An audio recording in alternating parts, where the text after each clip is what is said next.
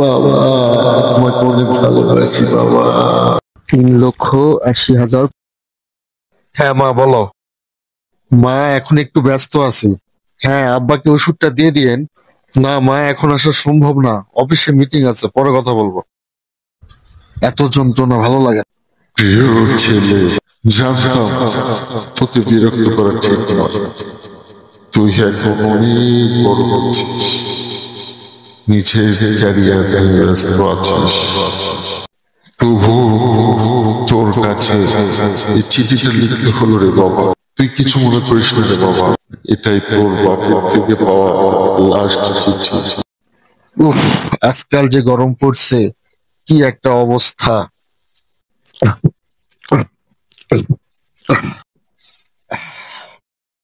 এই গরমের যন্ত্রণায় মানুষ ঘুমাতে পারবে না, বালিশের উপর চিঠি কে রাখলো।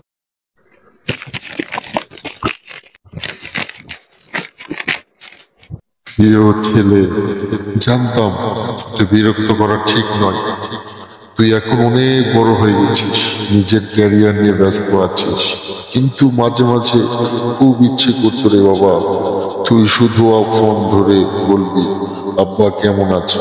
বিশ্বাস কর বাবা, আমার কোনো ওষুধ লাগতো না, তোর একটু খোঁজ খবর ছিল আমার সব ওষুধের চেয়েও বেশি কাজে।